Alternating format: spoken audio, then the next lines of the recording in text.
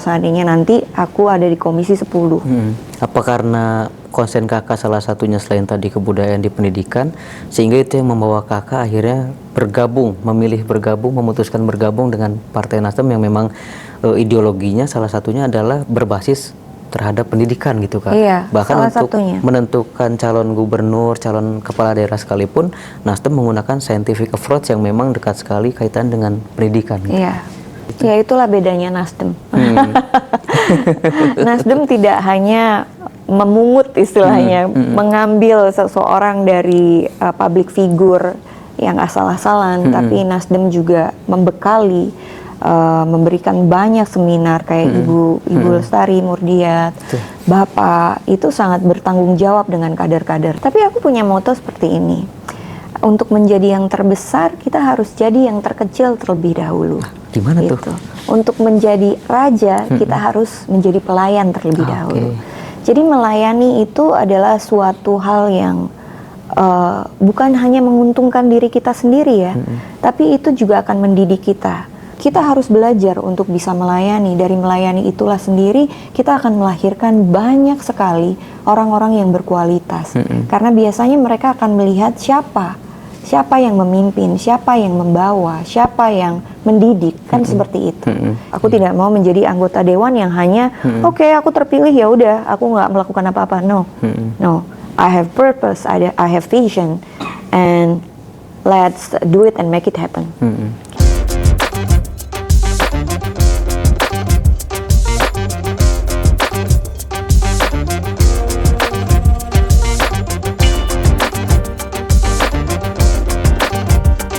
Kakak-kakak semua, episode kali ini menjadi episode yang sangat spesial. Kenapa? Karena ini merupakan episode perdana dari cerita politisi. Dan di episode perdana ini, kita kedatangan tamu yang sangat spesial, yaitu Kakak Nafa Indria Urbah. Thank you Kak, udah hadir. By the way, namanya udah diganti. Oh iya, jadi? Di pengadilan, Nafa Urbah aja. Hanya Nafa Urbah? Iya. Kok bisa ganti sih Kak? Karena kemarin itu mungkin lebih itu kali ya, lebih gampang. Mau diulang nggak? Nggak apa-apa. Jadi biar publik tahu ya kan Kak? Oh gitu, oke. Jadi kemarin itu pas waktu pemilu nggak banyak orang yang tahu nama tengah aku, Nafa Indria Urbah. Terus habis itu diganti, ya udah akhirnya Nafa Urbah aja. Oh alah. Tapi by the way, thank you Kak udah hadir di episode perdana kita. Terima kasih juga. Jadi memang episode spesial, kedatangan tamu yang sangat spesial. Jadi memang seminggu ini sebetulnya aku lagi sakit nih Kak. Oh gitu?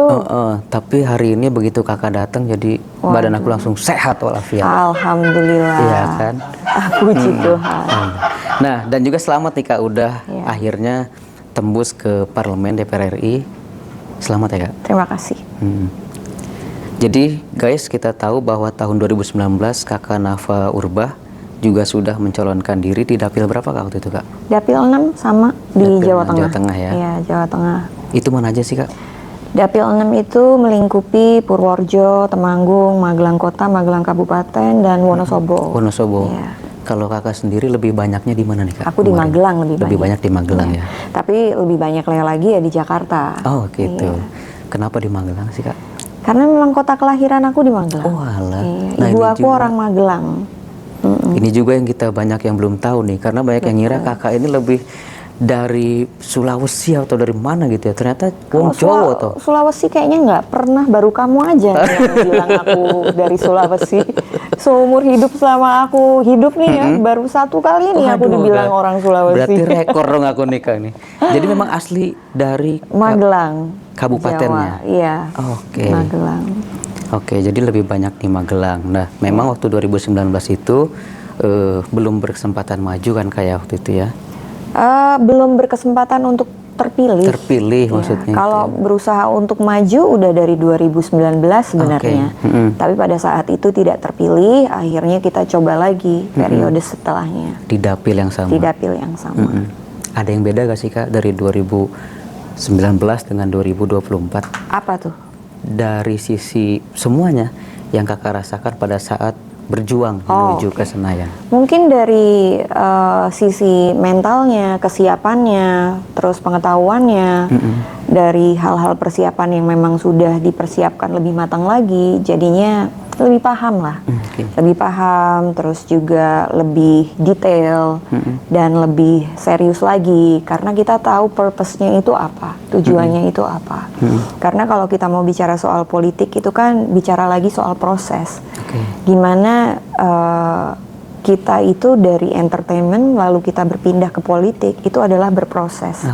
Jadi pas waktu masa tahun 2019 itu aku sedang berproses. Bagaimana aku mengenal dunia perpolitikan, di dunia pemerintahan, apa sebenarnya purpose-nya pas waktu kita nanti akan menjadi seorang anggota dewan, terus bagaimana bekerjanya, bagaimana bertemu dengan masyarakatnya, terus apa sebenarnya aspirasi yang mereka rindukan selama ini dan lain sebagainya. Nah dari 2019 itu tentunya banyak pelajaran yang akhirnya dibawa ke 2024. 2024 sendiri bagi kakak sebagai salah satu caleg yang berasal dari latar belakang selebritas, itu menjadi berkah gak sih kak sebetulnya? Sebenarnya kayak gini, jadi ini kan masyarakat yang memilih ya, bukan kita ditunjuk. Jadi ini kayak kedaulatan dari masyarakat itu sendiri dan suatu privilege juga, suatu hal yang patut dibanggakan, suatu hal yang patut disyukuri, tapi suatu hal yang itu juga akan menjadi beban di pundak kita. Karena kalau kita bersukaria atas terpilihnya kita sebagai anggota dewan, buat aku itu agak sedikit berpikir lagi gitu. Bersukacitanya tuh seperti apa? Bersukacitanya tuh sangat bersukacita karena langsung dipilih, langsung ditunjuk oleh masyarakat itu sendiri.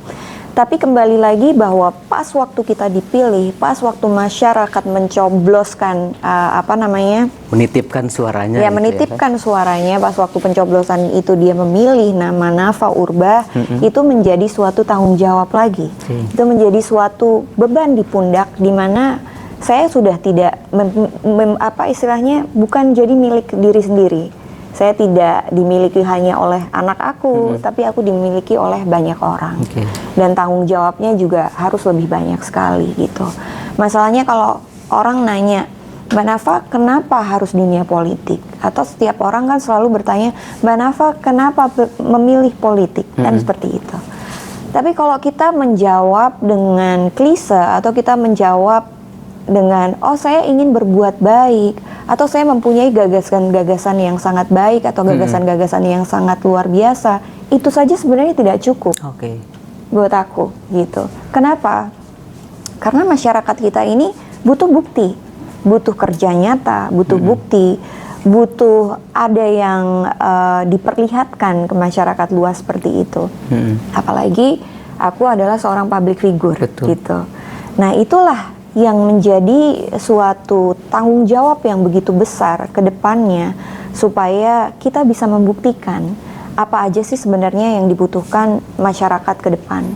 Aspirasi-aspirasi seperti apa yang memang diperjuangkan dan apakah kita sebagai anggota dewan kita bisa memperjuangkan aspirasi itu sendiri gitu. Tadi kalau disebut ada dua sisi mata uang kak, ada artinya ada satu berkahan, ada satu yang tadi disebut beban. Emang ada beban juga kan, harusnya orang lebih wah pasti ini Nafa Urbah udah dikenal ketika turun ke masyarakat, tapi ada beban tersendiri ya kak? Pasti. Mungkin gini, memang kalau di politik ini susahnya bahwa kalau kita itu tidak banyak relasi atau kita tidak mempunyai banyak, kalau kita tidak punya popularitas, nama besar, akan lebih sulit. Biayanya juga pasti mahalnya bukan main gitu kan. Tapi itu adalah keuntungan kita sebagai seorang public figure, bahwa kita sudah dikenal, kita sudah mempunyai nama besar. Jadi orang lebih banyak tahu bahwa oh ini toh orangnya, oh ini toh sosoknya. Yang aslinya yang gitu aslinya ya. tuh seperti itu. Tapi itu aja juga nggak cukup. Kalau seandainya hanya numpang nama saja atau hanya mengandalkan popularitas saja. Kita perlu sekali untuk turun langsung ke masyarakat, bertemu langsung ke masyarakat, dari hati ke hati kita bicara, kita ngobrol, kita bertukar pikiran, sehingga kita mempunyai ikatan. Nah, ikatan itulah yang nantinya akan dibangun. Kita membangun kepercayaan, kita membangun kenyamanan supaya pada saat mereka tahu bahwa ini adalah pemimpin yang akan mereka pilih, mereka punya kenyamanan. Suatu saat kalau saya mau menceritakan banyak hal, saya nyaman berada di dekat Mbak Nafa, contohnya mungkin seperti itu. Itu suatu hal yang sangat luar biasa tentunya, diberikan yang namanya kepercayaan. Iya. Tapi untuk bicara percaya saja, itu juga bukan suatu hal yang mudah. Nah, bicara kepercayaan, kan publik taunya kakak sebagai selebritas. Betul. Karena kita tahu kakak dengan segudang karyanya, baik itu penyanyi ya kan, mungkin model, pemain film, dan juga kemarin terakhir yang sukses banget tuh Air Mata Sajadah kan, Iya, juga tuh betul. sangat sukses kan di masyarakat. Publik untuk mengetahui bahwa kakak ini maju sebagai calon anggota dewan pada saat itu dan akhirnya alhamdulillah terpilih, gimana tuh kak kiat-kiatnya tuh? Nah, kembali lagi bahwa segala sesuatu yang harus kita lakukan itu atau kita kerjakan itu harus sesuai dengan bidang yang kita geluti atau yang kita pahami. Jadi kalau memang aku menguasai bidang-bidang seperti kesenian, kebudayaan, pariwisata, seperti itu aku bisa menguasai. Karena memang selama ini bidang-bidang itu memang masih berkaitan dengan apa yang aku geluti sebelum aku ke dunia pemerintahan. Maka dari itu pada saat kemarin itu banyak sekali yang kita lihat prospek-prospek apa sih sebenarnya yang ada di dalam dapil aku itu sendiri gitu. Potensi dan tantangannya ya komoditas banyak sekali di dapil saya itu karena rata-rata mereka adalah petani. Makanya kenapa kebanyakan dari warga di dapil 6 itu bekerjanya sebagai petani. Ada juga yang sebagai peternak seperti itu. Tapi juga di pariwisata, bidang pariwisata. Kenapa? Ada beberapa dapil seperti Wonosobo itu sangat terkenal sekali dengan diengnya, gitu kan. Terkenal diengnya. Magelang terkenal sekali dengan Borobudurnya. Dan banyak sekali di situ homestay. Tapi di situ culture-nya juga sangat besar sekali. Dari kebudayaan dan kesenian, mereka kawinkan menjadi satu. Dan itu akhirnya menjadikan atau melahirkan kesenian-kesenian dan kebudayaan yang sangat unik yang tidak dimiliki oleh wilayah-wilayah lain. Nah, itulah yang kita bicarakan tentang potensi. Bagaimana supaya potensi-potensi yang ada di Magelang, contohnya Borobudur, contohnya Wonosobo dengan suhu udaranya yang sangat dingin, dan salah satunya yaitu Dieng, dan Dieng itu mempunyai, kamu gak akan bisa menemukan hujan es selain di Dieng. Di Dieng ya. Jadi di Dieng itu kita bisa menemukan hujan es. Bahkan ada suatu tempat di mana kita bisa merasakan di situ betapa indahnya pemandangan di Dieng. Nah, apa yang perlu kita kembangkan? Yaitu wisatanya. Selain wisatanya juga ada homestay-nya, seperti itu. Nah, kan aku lihat di postingan kakak nih, memang kan di media sosial kakak nih cukup aktif kan dengan 4 juta followers di Instagram kan. Itu luar biasa ketika kakak turun ke dapil itu aku lihat pakai menggunakan kebaya, kemudian kain batik, artinya memang sangat totalitas ketika turun. Bahkan aku lihat sampai mandi di sungai segala macam, ada kerinduan dan kampung halaman gitu kan. Karena sebenarnya kalau kita bicara soal sungai ya, di Magelang itu banyak sekali sungai. Banyak sekali sungai. Sungai-sungainya tuh jernih ya. Bukan sungai-sungai yang kotor gitu-gitu, enggak. Sungainya tuh jernih semuanya. Dan kebanyakan sungai yang ada di Magelang itu dijadikan tempat wisata sama masyarakat setempat gitu. Biasanya apa tuh kak? Rafting atau apa gitu? Ada juga rafting, gitu ya. ada rafting juga. Tapi ada juga kalau pada mau berenang di situ. Terus nanti ada di samping-sampingnya itu UMKM, ibu-ibu yang dari warga desa juga menjajakan dagangannya gitu. Nah, itu adalah salah satu tempat wisata yang memang tradisional sekali, yang mungkin tidak akan diketemuin di banyak tempat gitu. Mungkin kalau di Bogor ada kali ya gitu. Nah, kalau di Magelang sendiri memang kebanyakan itu seperti sungai gitu. Nah, kalau kakak sendiri kan pasti dalam satu hari tuh aku lihat bisa berapa titik gitu kan ketemu masyarakat kan. Apa sih sebetulnya yang pada saat ketemu masyarakat tuh yang kakak rasakan atau yang mereka titipkan, mereka sampaikan, ya, atau bahkan mereka berikan jangan-jangan gitu untuk menambah semangat kakak dalam menuju ke parlemen pusat?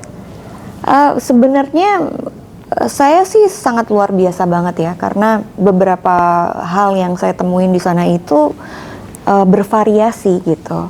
Kayak aku ketemu sama komunitas kesenian dan budaya, terus mereka mempunyai komunitas yang begitu besar, sanggar tari, sanggar budaya, batik dan segala macam.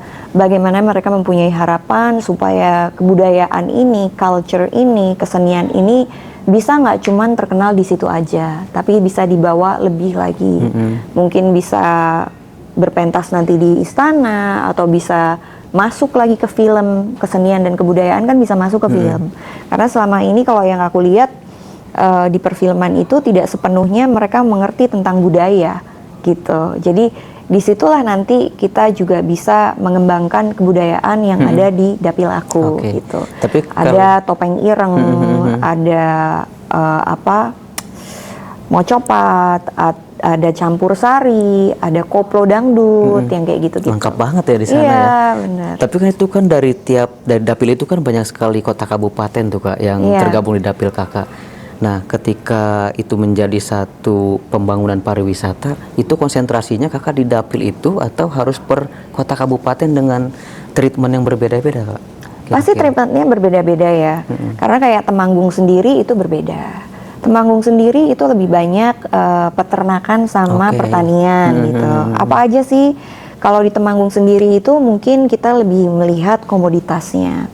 Ada petani vanili, terus ada petani kopi, terus ada petani cabai, dan masih banyak sekali gitu. Wonosobo pun seperti itu juga. Jadi setiap kabupaten itu mereka mempunyai keunikannya masing-masing. Kalau Magelang sendiri banyak sekali keseniannya. Kayak kesenian tadi yang aku bilang, topeng ireng, terus mocopat, dan masih banyak yang lainnya. Jadi memang treatmentnya berbeda-beda. Tapi bagaimana supaya kedepannya ini kita bisa mengolahnya sedemikian rupa sehingga bisa terbentuk suatu hal yang signifikan supaya kita bisa memajukan setiap dapil atau setiap kabupaten yang ada di dapil 6 itu sendiri gitu. Nah, aku juga lihat tuh Kak, putri Kakak Mikaela tuh sampai ikut ke dapil dan sempat menjajal beberapa kuliner lokal di dapil gitu lokal, dan seneng banget gitu kelihatan. Soalnya murah kan? Dan harganya murah ya Kak ya.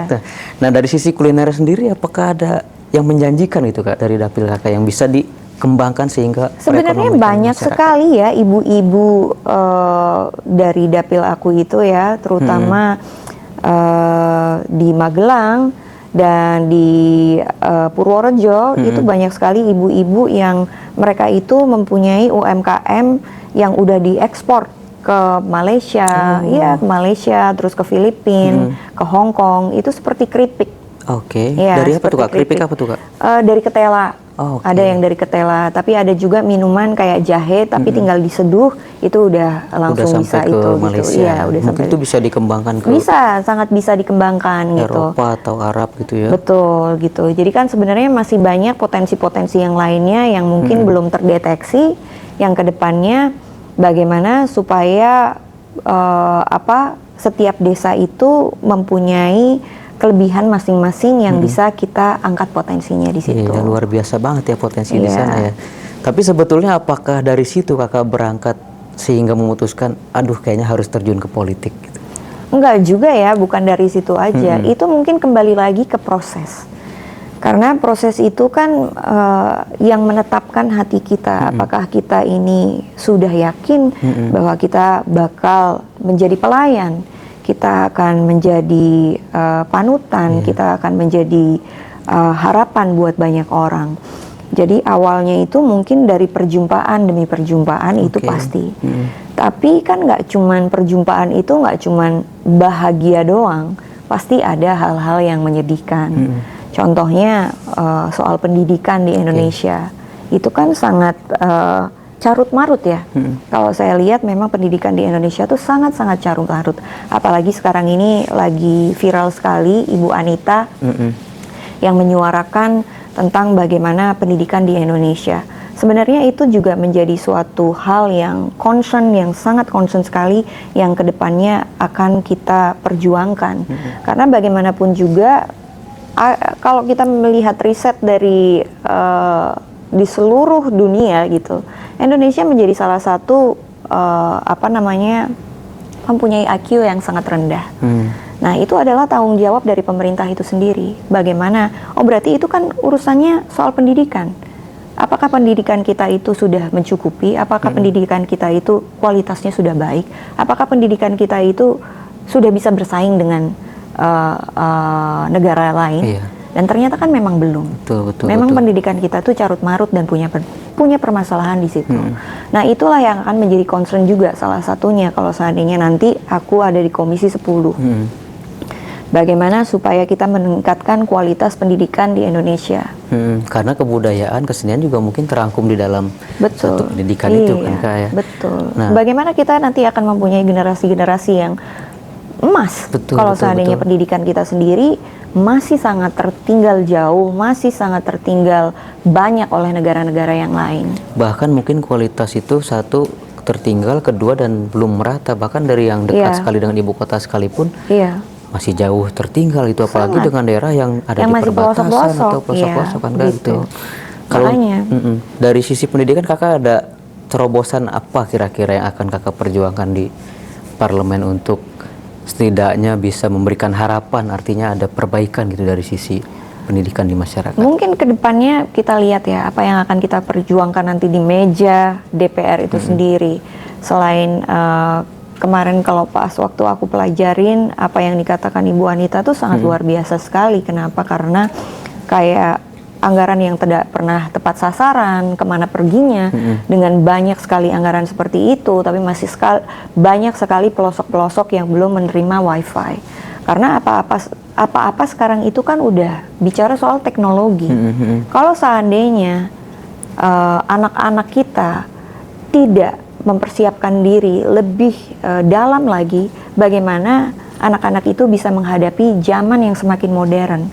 Apalagi sekarang itu semuanya serba teknologi. Banyak sekali yang di pelosok-pelosok belum mendapatkan wifi. Karena apa-apa sekarang kan harus gitu loh. Apa karena konsen Kakak salah satunya selain tadi kebudayaan di pendidikan, sehingga itu yang membawa Kakak akhirnya memutuskan bergabung dengan Partai Nasdem yang memang ideologinya salah satunya adalah berbasis terhadap pendidikan gitu Kak. Bahkan untuk menentukan calon gubernur, calon kepala daerah sekalipun, Nasdem menggunakan scientific approach yang memang dekat sekali kaitan dengan pendidikan gitu. Salah satunya tentu saja itu. Yang kedua mungkin aku juga, kan aku di dunia entertainment tuh udah dari umur 15 tahun ya. Dari umur 15 tahun, jadi ini menjadi suatu hal yang sangat baru dan sangat menarik ya. Bahwa di dunia pendidikan itu kita langsung in touch dengan person to person, sama kepala daerah, sama warga setempat, sehingga kita bisa tahu apa sebenarnya problem yang terjadi di masyarakat gitu. Kenapa? Kita turun langsung. Jadi kita tahu kekurangan, kelebihan, potensi, komoditas, apa yang perlu dikembangkan, apa yang perlu ditambahin, apa yang perlu dihilangkan, apa yang terjadi di negara ini gitu kan. Nah, memang kalau di negara ini yang ditugaskan adalah ya ini anggota-anggota dewan ini. Sebenarnya kan tugas kita adalah anggaran, pengawasan dan segala macam. Tapi kembali lagi bahwa penting juga bahwa kita bisa membangun dapil yang kita sudah memilih kita. Karena dari situlah akan lahir generasi-generasi emas untuk menghadapi bonus demografi ke depannya. Gitu. Kalau seandainya kita sebagai anggota dewan tidak bisa memperjuangkan atau mempersiapkan generasi ini untuk menghadapi bonus demografi, kita akan ketinggalan sangat jauh sekali gitu. Nah, kembali lagi bahwa menjadi seorang politikus itu tidak cukup hanya mempunyai gagasan dan hanya ingin berbuat baik, tapi kita butuh bahwa anggota dewan ini mengerjakan, bekerja keras dan mewujudkan. Makanya aku tidak pernah pengen membuat janji, tapi aku sudah menyusun banyak hal ke depannya supaya apa sih yang bisa kita kontribusikan untuk negara ini, supaya ke depan pun kita juga bisa membanggakan gitu loh bahwa oh anak-anak Indonesia ini sangat pintar sekali. Jangan cuman serta-merta kita ini dihina, SDM-nya rendah, IQ-nya turun, IQ-nya rendah, apa segala macam. Itu sangat menyedihkan sekali. Tapi kita nggak cuman bisa sekedar tertawa atau menertawakan kondisi ini. Nah, masalahnya apakah banyak orang yang mau berjuang untuk merubah kondisi tersebut? Pasti banyak lah gitu. Tapi kalau itu adalah salah satunya aku yang pengen berjuang, aku rasa itu akan menjadi suatu hal beban yang sangat menyenangkan gitu. Walaupun kita terbeban, tapi beban kita itu mempunyai dampak yang luar biasa untuk banyak jiwa, untuk banyak anak-anak. Jadi mungkin itu salah satunya, bahwa kedepannya itu yang membuat aku memutuskan, oke, saya menjadi anggota dewan, oke, saya akan serius di dunia perpolitikan. Itu salah satunya karena aku rindu melihat anak-anak Indonesia itu bisa bisa bangkit. Tapi kalau dengar cerita itu, satu miris, kedua aku dengarnya kok kayaknya berat banget loh tugas Kakak Nafa nih nanti di parlemen itu dengan segudang, ya katakanlah memang permasalahan, tetapi memang di balik itu juga ada potensi. Ada pernah merasa aduh berat atau gimana sih Kak? Karena kan sebagai selebritas yang memang bintang di tanah air kan artinya lebih banyak dilayani mungkin. Tetapi sekarang menjadi wakil rakyat tentunya harus lebih banyak mendengar dan melayani gitu ya. Tapi aku punya moto seperti ini. Untuk menjadi yang terbesar, kita harus jadi yang terkecil terlebih dahulu. Gimana gitu. tuh? Untuk menjadi raja, kita harus menjadi pelayan terlebih dahulu. Jadi melayani itu adalah suatu hal yang bukan hanya menguntungkan diri kita sendiri ya, tapi itu juga akan mendidik kita. Bagaimana dari kita melayani, itu kita tahu betul apa arti pelayanan itu sendiri untuk masyarakat. Bagaimana kalau kita seandainya, aku mungkin seorang public figure, udah biasa dilayani, tapi kalau pas waktu kita melayani ternyata kita nggak bisa kan, nggak asik banget gitu kan. Betul. Tapi aku lebih suka kalau seandainya kita harus belajar untuk bisa melayani. Dari melayani itulah sendiri kita akan melahirkan banyak sekali orang-orang yang berkualitas. Karena biasanya mereka akan melihat siapa yang memimpin, siapa yang membawa, siapa yang mendidik, kan seperti itu. Jadi kalau seandainya ke depannya bisa melahirkan banyak generasi-generasi yang berkualitas, itu ada suatu pencapaian yang sangat luar biasa ke depannya buat aku. Wah, luar biasa banget ya. Jadi memang banyak sekali insight yang disampaikan oleh Kakak Nafa Urbah. Jadi memang tidak salah bahwa episode pertama dari cerita politisi ini kita kedatangan tamu yang sangat spesial, luar biasa gitu. Tapi nih Kak, ini kan mungkin ini kita udah jelang-jelang di sesi akhir nih Kak. Kan memang belakangan tren seorang selebritas kemudian berjuang dan maju ke parlemen itu sedang mungkin naik beberapa periode ke belakang ini.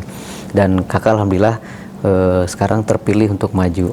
Tetapi kan kalau belajar dari, mohon maaf teman-teman yang lain, setelah terpilih ya sudah, tidak ada yang istimewa, tidak ada mungkin legacy yang ditinggalkan di parlemen gitu, hanya sekadar keterpilihan aja. Itu Kakak pelajari gak sih dari situ? Ya itulah bedanya Nasdem.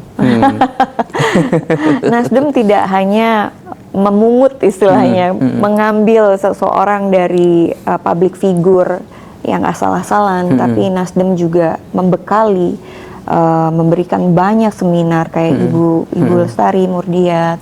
Bapak itu sangat bertanggung jawab dengan kader-kadernya. Bapak tuh ketua umum maksudnya? Iya, Pak Surya Paloh sangat bertanggung jawab kepada kader-kadernya.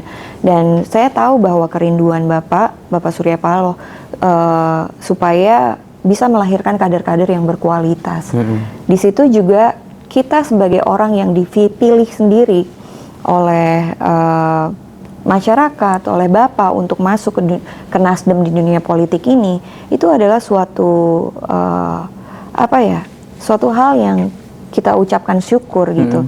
Tapi kita juga tidak mau menutup mata bahwa untuk masuk ke dunia politik kita nggak bisa cuman berbekal sebagai seorang public figure. Kamu terkenal, kamu punya popularitas yang tinggi, tapi tong kosong bunyinya, kita nggak bisa seperti itu.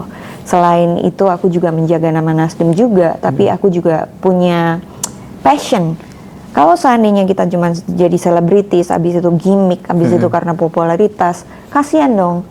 Anak-anak muda yang lain yang sebenarnya mereka itu punya privilege lebih besar, mereka tuh punya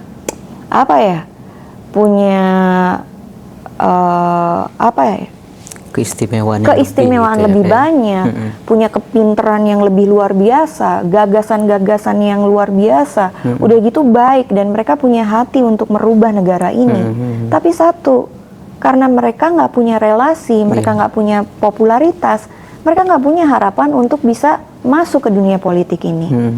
Jadi pas waktu aku mendengar, kan banyak sekali kan slogan-slogan yang wah milenial, ini anak muda, ini itu, supaya menarik anak-anak muda sendiri. Tapi aku juga sangat bersyukur melihat bagaimana di parlemen ini sekarang sudah banyak sekali anak-anak muda yang menjadi anggota dewan gitu kan. Kembali lagi bahwa kita nggak cukup pas waktu kita dipilih, kita punya popularitas, oh kamu artis, kamu gampang apa segala macam. Tapi aku nggak mau menjadi artis yang cuman sekedarnya, atau yang tadi Mas Wahyu bilang bahwa habis itu kamu tidak meninggalkan legacy, kamu tidak menjadi apa-apa, kamu hanya duduk di kursi parlemen dan kamu hanya diam di situ and do nothing. Ya udah kamu terpilih tapi you do nothing gitu. Aku tidak mau menjadi pejabat yang seperti itu. Aku tidak mau menjadi anggota dewan yang hanya oke, aku terpilih ya udah aku nggak melakukan apa-apa. No, I have purpose, I have vision, and let's do it and make it happen. Gitu. Amin, mudah-mudahan.